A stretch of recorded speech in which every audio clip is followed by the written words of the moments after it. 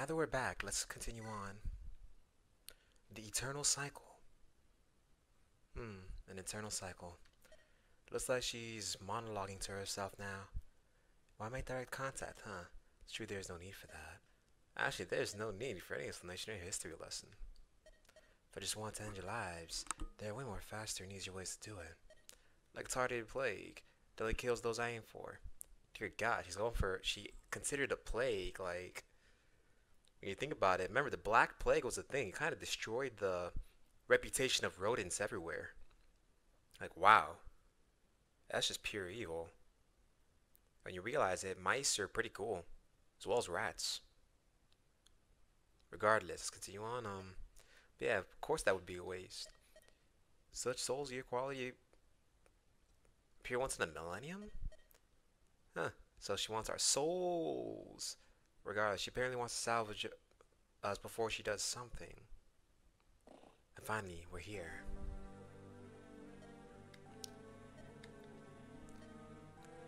Yeah, like now she's all cordial, like she's like, "Oh, you did well to come this far." It's like, "Yeah, no, this charade, whatever. Yeah, no, your superpowered army is not gonna beat us down that easily." Who cares? She points out that the frustration is understandable, and apparently we have many concerns. Apparently about the future, which shows she knows everything. But if she knows everything, does she know we're gonna take her down with ease? We're gonna murder her? And she probably doesn't. Regardless, apparently she knows about the kingdom's future. That we can't be spending time here because, yeah, apparently she forced us. Eureka is an idiot, but regardless, apparently we don't have true peace and that we're heading into a dangerous future. And that she's missing information about the world. What does she mean? Of course, apparently, she's saying that, notice the Demon King's soul doesn't emanate the same power as before. Yeah, apparently that sacred stone of Ralston that houses his soul is just dimmer and colder to the touch. Like it's lost all of its powers. Yeah. Apparently, the process of forcibly ripping a soul out of its body while using a sacred stone heavily damages the soul and usually crushes it. Apparently, it was a miracle that he endured the process the first time 100 years ago and maintained his sealed state, which makes sense, and he was still able to cause an entire event of a video game.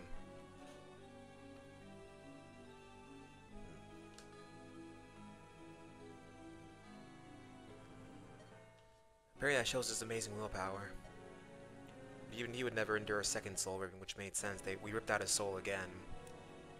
Apparently his soul's already weaker than when you faced him, which allowed him to get taken in by the Ralston stone. Apparently using the healing process twice rendered him broken. His mind is trapped and unable to react anymore, unable to even die. He's not a threat anymore. This reminds me of JoJo Part 2, where, there was no way for Joseph to defeat, Cars. So Joseph thought ahead with his geniusness and launched him to space somehow. I still question how that was possible.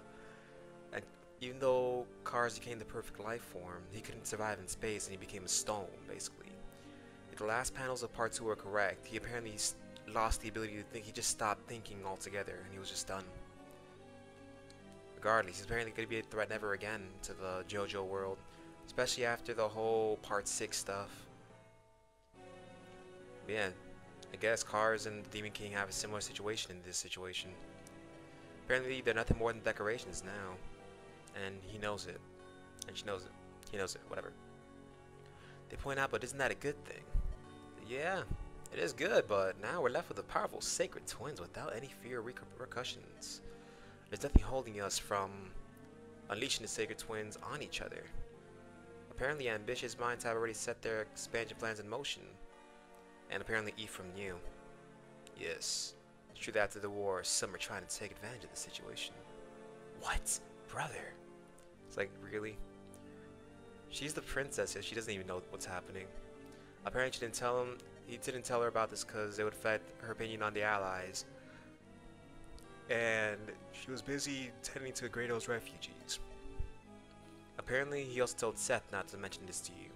Even though in my ending of the game I made them, before I got all the other A ranks, I made them marry. Marriage. Apparently now we're gonna get some more info. Apparently, if we ever found it weird that King Harden gave us funds and even part of his army without asking anything in return so far, well, considering we were up against Demon King and a big empire, I could say it was justified. Apparently after the war, he sent many Freelians to live to the kingdom in order to help them with rebuilding. Apparently the villages that are close to the border with Freelia are mostly occupied by Freelians, as well as a big part of the army consists of Freelians. Why do you think he helped them so much? Apparently she's retarded, so she thinks it's because of the friendly ties we had since their father was alive. Nah, that's whenever you do such a thing like that, you're slowly trying to take something over. Like, yeah, you're just trying to take over something. According to reports from spies and Seth, it seems King Hayden is planning to absorb our kingdom over time, slowly. He wants to avoid conflict, which makes sense. So he tries to do it with debt and influence, the best way. Because if Rheneas can't pay back freely for all it's done, so they're just gonna have to take him over. Apparently he's done the same thing to West Grado too. He aims to take half of Grado's territories. No way. King Hayden is a good man. Yes, he's a good man, but as a king wants what's best for his people. And more land for his people to cultivate, do whatever they want with, and whatever is good for the king. It also allows the king to increase the amount of taxes. It's a lose-lose situation, but regardless, he's doing the right thing. Apparently it's not just Hayden. Mansell is trying to do the same thing that with Johanna. Yeah, Johanna had it even worse, almost as worse as Rheneas actually. Remember, Kalach killed the queen. They lost their big general. They lost a lot of stuff. Like, dear God. They were not kind to Johanna. Regardless, Josh went back and reclaimed his kingdom though, but oh well. Apparently, Mansell took the opportunity to try and expand south all the way to eastern Grado and claim the other half of the old empire for himself. Apparently, because Eureka's retarded and doesn't seem to realize the king should always do what's best for his people and more land is better at times. She feels that they were too generous and she blinded herself. Which makes sense. Now I forget, Orson almost ended this entire game. If Seth weren't there, Orson would have probably ended this game by taking her, her bracelet and killing her right there and then in, like, I think chapter 12 or whatever. No, yeah, when he revealed himself to be a traitor. Apparently Carcino though, what happened? Oh snap, they allowed members of the Carcino Council into the royal court as advisors. Ooh, they got closer. Lord to halt Hayden's plan and influence. Seth had the idea. Of course Seth had the idea. He's the only good character in this game just about. Well, the main cast. Apparently they asked Carcino to give us a huge loan, and in return they gave him royal seats in the royal court and right to participate in the decisions. It was a smart way. It managed to get them precious funding that they lacked. Yeah, funds and everything. While Carcino's influence became an obstacle to Hayden's expansion plans. Apparently they were once allies though, Freely and Carcino, but after the whole situation with Carcino trying to kill Enos, yeah, no, Hayden cut any relationship, you know. Try and kill his over-enthusiastic, overconfident sniper son. And yeah, no. Regardless, King Hayden would refuse to accept anything from an apology to anything from Carcino's new council. Apparently this is just an excuse, though, for Hayden to cut ties with Carcino and move against them. As such, he took advantage of the animosity between them, and Carcino's council easily agreed to his terms. If not, the nation would have found themselves between two future empires, Freely and Rouston. Of course, they don't want that, prefer to retain their autonomy. So the offer was apparently more than agreeable. And of course, they learned that Hayden was very displeased with these events, but never admitted to it. So he had postponed his expansion plans and now thinks about ways to kick Carcino's men out of Rheneas. There's a spelling error right there. It's out of Rheneas, but he put out or Rheneas. It was apparently, even God herself apparently says that was a nice maneuver, because he managed to buy precious time for his kingdom. But apparently the situation won't last forever. Oh, and there's another spelling error. Rouster. Apparently they're going to grow into two empires and they will wage war against each other, this time using Sacred Twins. That'd actually be pretty interesting. I can imagine Enos killing everything just about. You know, headshotting everything with a Nihog. Apparently conflicts will ruin the world completely this time. But now, what about her? What does she have in saying all this? Apparently, she has plans she hasn't told us about, but now we're gonna learn the plans probably. Apparently, she's been gathering the souls of special and pure people like ourselves. When a person dies, their soul evaporates and vanishes from existence, unless she collects it and carries it to the heavens, where it can continue to exist. Apparently, all these celestials, the men and women we've been fighting with them sacred weapons, these overpowered monsters, they've been mortals from our world, giving you eternal life. They've apparently all showed exceptional traits while alive. But have they all agreed to her plans so far? They know how many people have died because of her. Apparently it was necessary, and they saved more lives with her way. Apparently they recognize that, and they are all virtual souls that, while alive, they fought against the injustice of this world. Always tried to make this world a better place until their lives ended by other human hands, which means betrayal, death, and war. But apparently we've defeated many of them to get here. And apparently don't worry about it, because the tower has become a big site for a big rite that transfers the souls of the vanquished to the heavens. Of course, this applies to us as well, and anybody that we've lost, which hopefully we don't lose any more, anybody. Apparently she aims to take us all with her. Ephraim does point out, how does our death serve or save this world? Apparently with no Demon King, no available host for a new Demon King, there's nothing to prevent us from our own destruction. Apparently she decided to take with her the best of the souls of this world, along with the sacred twins, and then purge anything alive on this world. After that, she'll restart the world and return all the souls she gathered back to the world. Apparently virtuous humans like us, she's sure that the new life will spawn will create a better world than before. And what will happen to everyone and everything that will be left behind? Apparently everyone will perish, making room for the future you will bring. This is crazy. You are crazy. Well, it depends on how you view it. Never forget, in the Bible, God kind of flooded the world because he hated it, so, and did the whole Noah's Ark thing, so, yeah. They do have the point that they sacrificed so many things to protect this world, but apparently she's telling us to abandon everything because she's not satisfied. Now, we're not agreeing with her, even though the Lord himself actually kind of did something like this. Apparently it is a sudden and heavy request. Ooh, she teleports. One of the more interesting things is that 3x3 radius. I wonder what it does. Apparently we're close to her throne, and we'll most likely the next time will be the last. Yeah, the next stage after this should be the last stage in the game. Till then, take your time and think over my words. There's no other way. And then they all spawn. I already did some preparations, so right now, let's check out the enemies. The main things you can see right now is this is gonna take some time. I can imagine we unlock one side, it'll lead to another side, unlock this side to lead all the way up to here to fight this. This is probably the only time I've seen a Necromancer Celestial, and dear God, this stat's insane. 45 attack, 40 skill, 30, 35, 45, 45, what the heck? That's got Divine Law, which cancels out weapon effectiveness and criticals. Then we got a Sword Master, a female one at that, and a Valkyrie with Charm. And then, okay, so yeah, just doing the same door key gimmick. And then one of the things I have noticed though, look, they have sacred twins, of course. One for every situation, literally. But the main important thing to notice is they don't have any power-ups or anything. Regardless, let's start killing them. I know for a fact, right now there's nothing protecting us, which is the main downside, so I think I got some ideas. Yeah, as you may have noticed, unlike before, there's no obstacles or anything protecting us and them. So about 4 attacks on one unit and that unit's dead. So our best tactic is just to lay low first and then do whatever.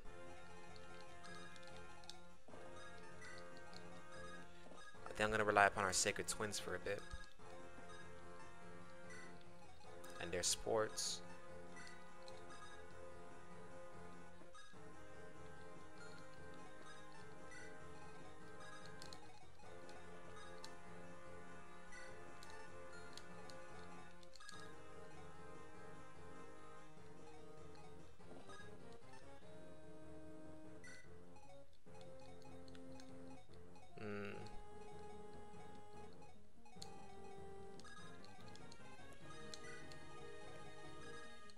slowly gonna have to start moving more in.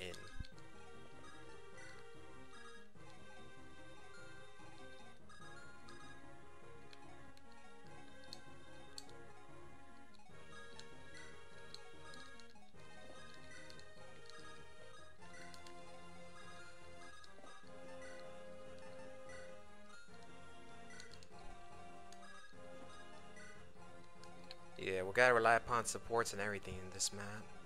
Because we're not surviving, we can't rely upon supports. This will be my best tactic, because if I go straight gung-ho on them, they can all gang up on one unit and kill it instantly. This will be my best tactic right now.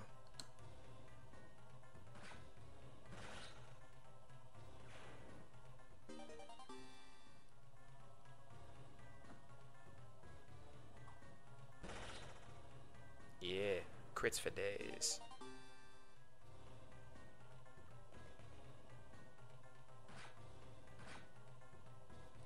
Okay.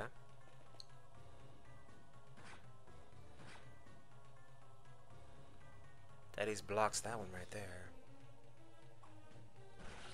Yeah, with an 85% chance to crit, we should be good.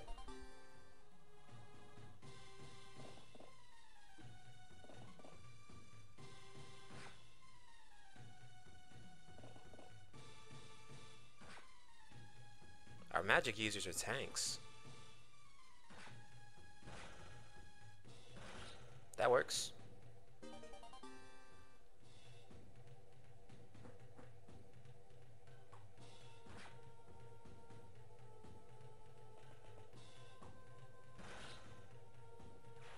Yeah, this is our best tactic right now because there's not going to be a normal way to actually do any damage to them. Of course, just going to use that, and then they better be smart enough to use that second fortify right there. If not, they're done. Good. We'll then start using bottom units to start slowly killing through these guys. Why did they always aim for Marissa? Ha! The power bonds, punk.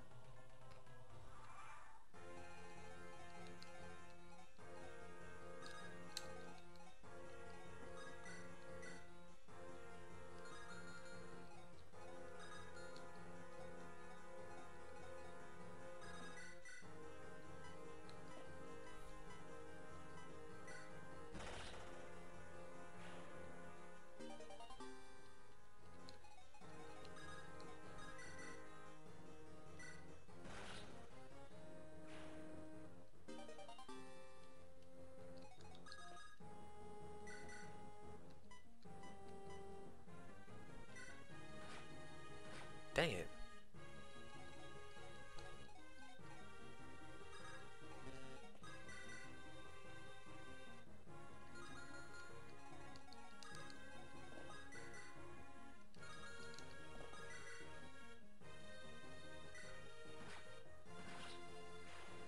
Yeah, let's use our bottom units to fight.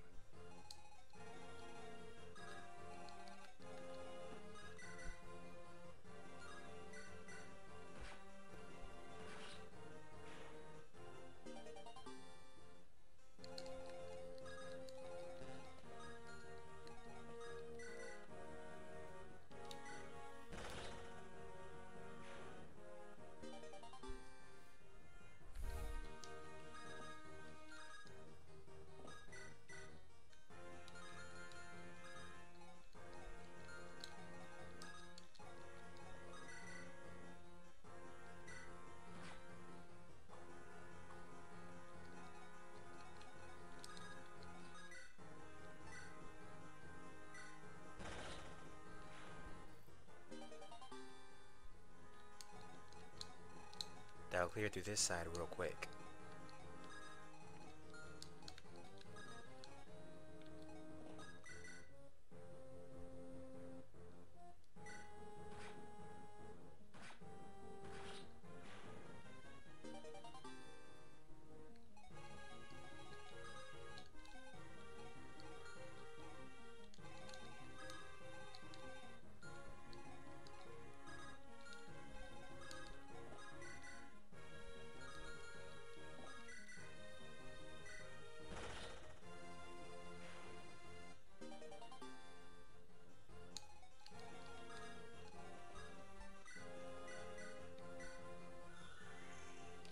way we can at least kill off everything right here.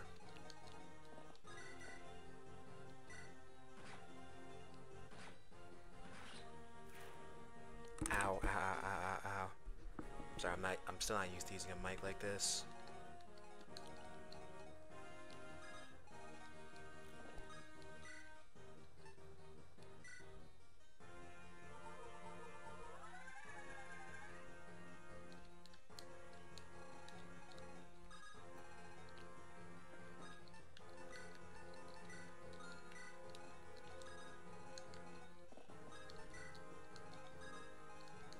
Let's keep these two together. We should be good. The first turn is always the hardest turn in Fire Emblem, in my opinion. In later on maps. Because it's all about the setup. And how you set up your units to get those kills.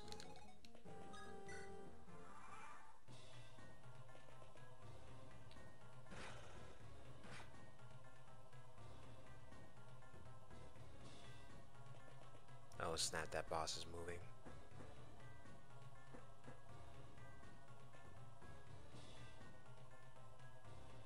And of course they got sleepers. Because remember, the way the AI for some reason works is what's it called? It'll attack first and then it'll utilize whatever other thing it needs to utilize. So you already know that they're done attacking when they use the when they start using the staffs.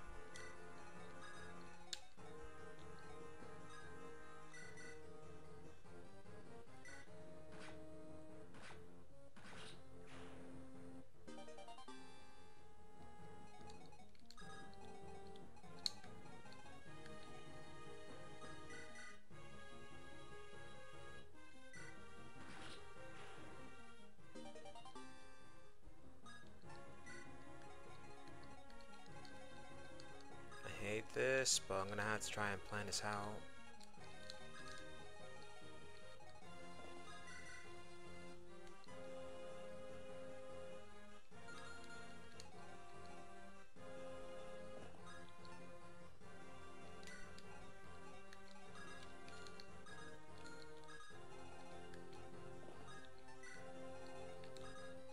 The good thing is, I seriously should have made La Rochelle a Oracle. I still don't know why I went Troubadour, not Troubadour Valkyries with these ladies.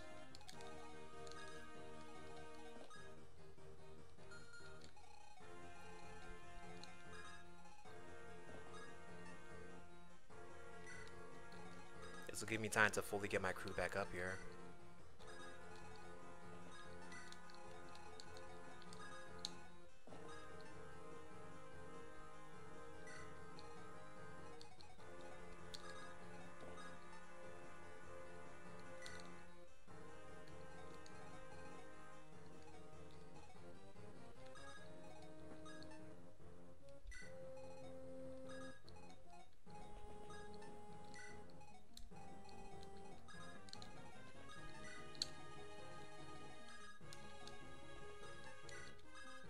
We're at least almost up there.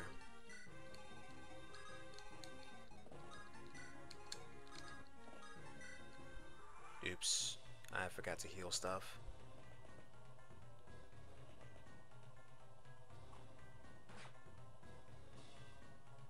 Well, that blocks the Middle East.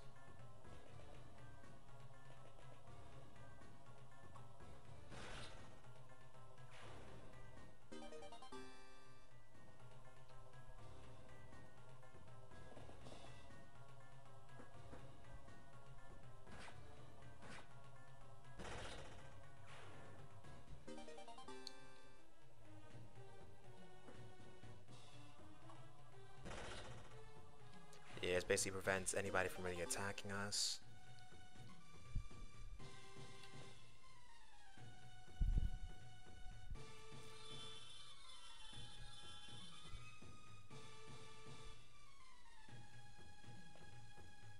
This is why we have a lot of staff users on our side in case this happens again.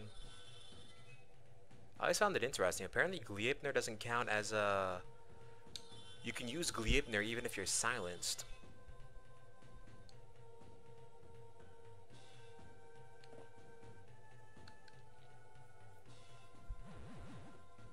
Heh.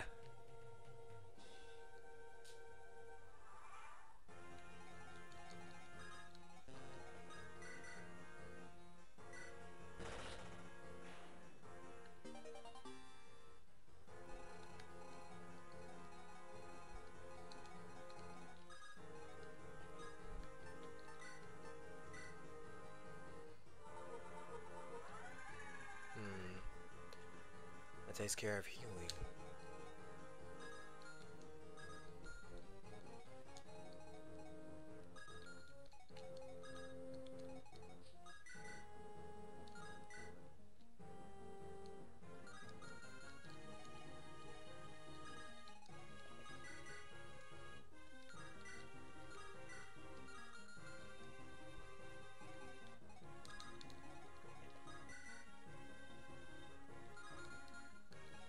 Trying to think.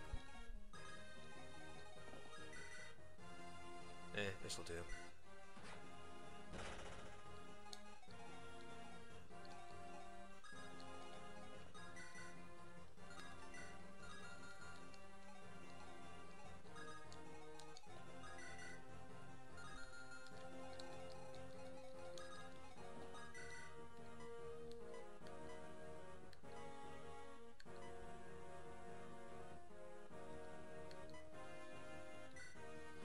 Dang it.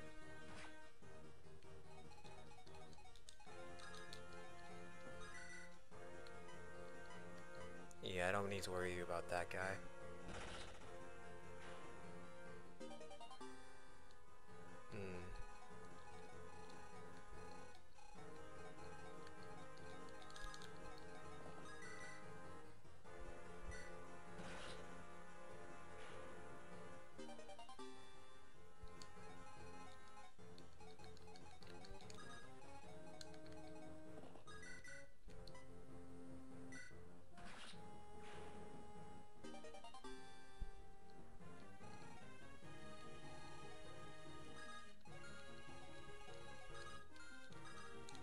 We're slowly getting back up there, at the least.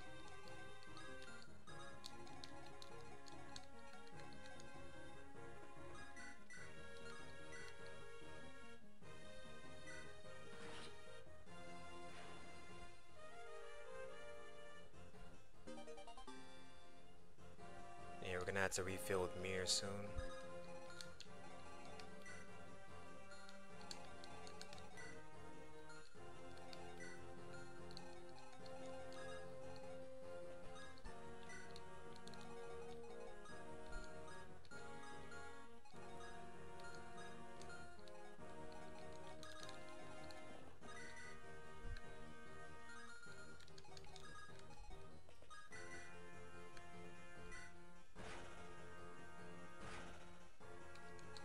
Oh yeah, I'm gonna have to Latona or something.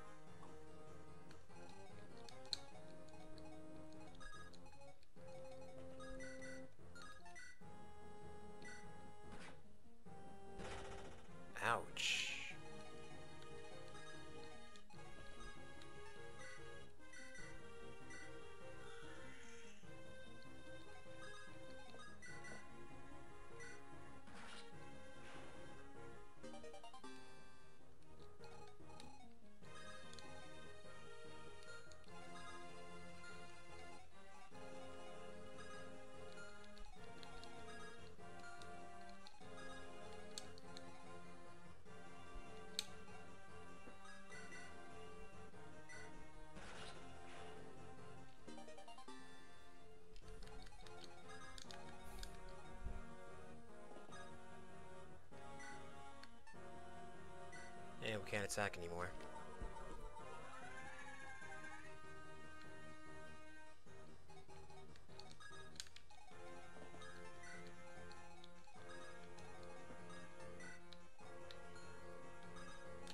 At least everybody's slowly catching up into here. We gotta use our sacred twin, our twin protagonist to actually start blocking and doing stuff.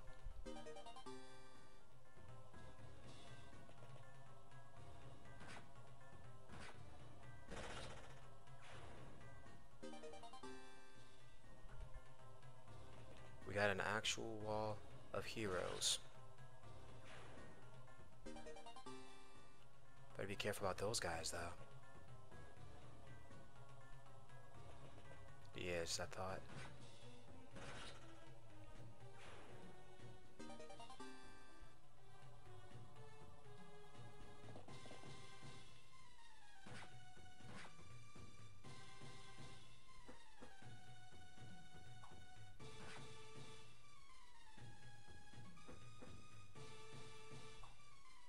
Gives us say, get out of our way. Because we slowly gotta kill. Of course, that means they're done attacking for now.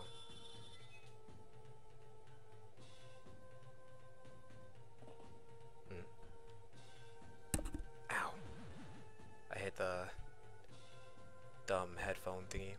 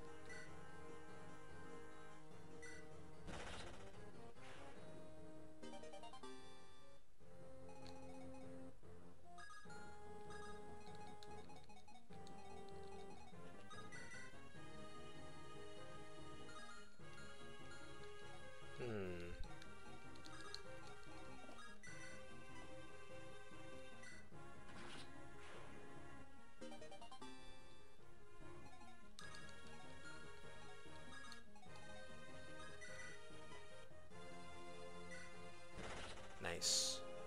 I was counting on that critical. A moist critical. In all seriousness, he's an awesome YouTuber. Regardless, we're slowly getting through this at least.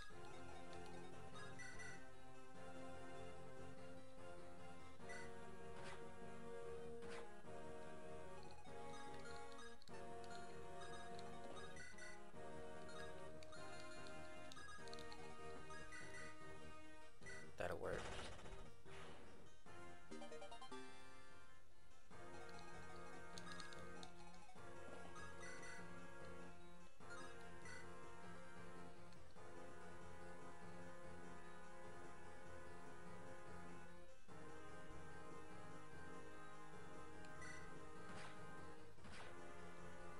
Don't worry, I got an idea.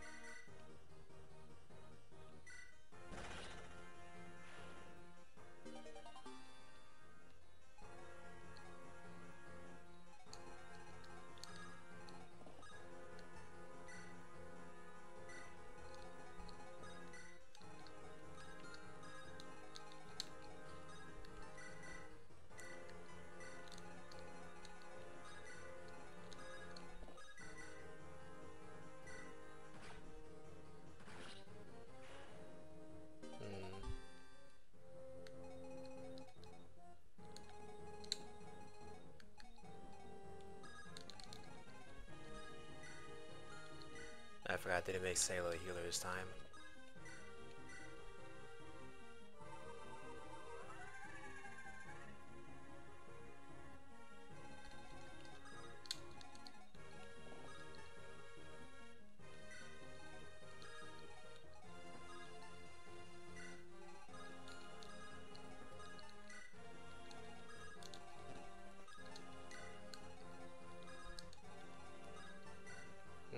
Let's see what they do.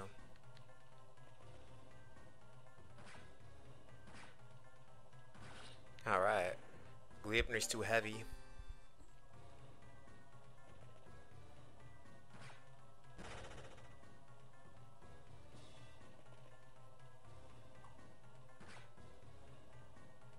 That blocks 2 routes of attack right there. Dang. Didn't hit with the 85% crit.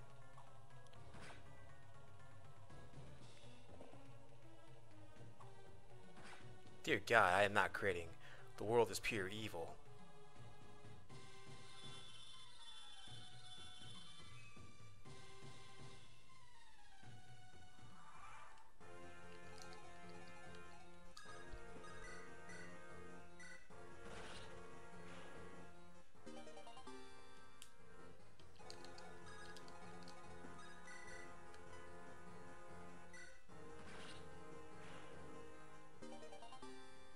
At least we're slowly getting through this.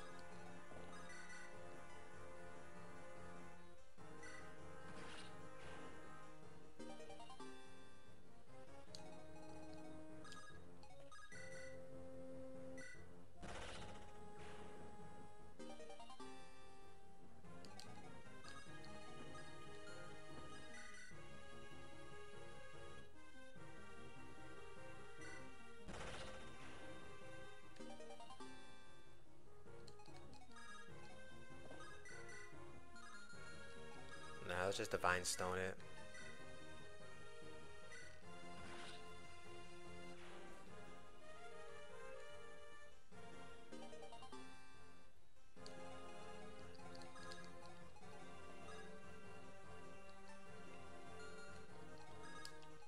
Then we'll start moving everybody up, and then we'll begin the next part. The best tactic for now, though, is to move everybody up there.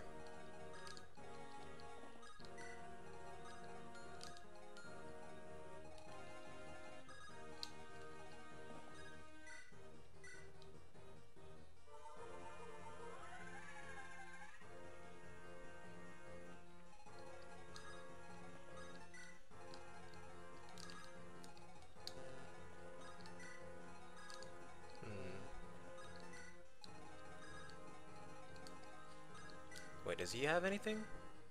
No, he's only got Naglfar. You expect him to give him like a little more challenging thing, like a charm or something to make us berserk.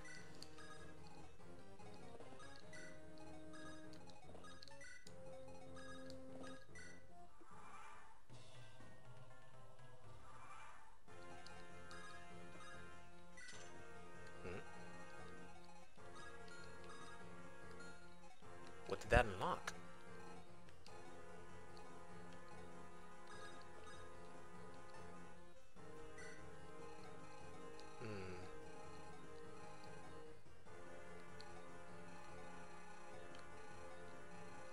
Aha. Looks like it unlocked the way to another door? What? Ah well.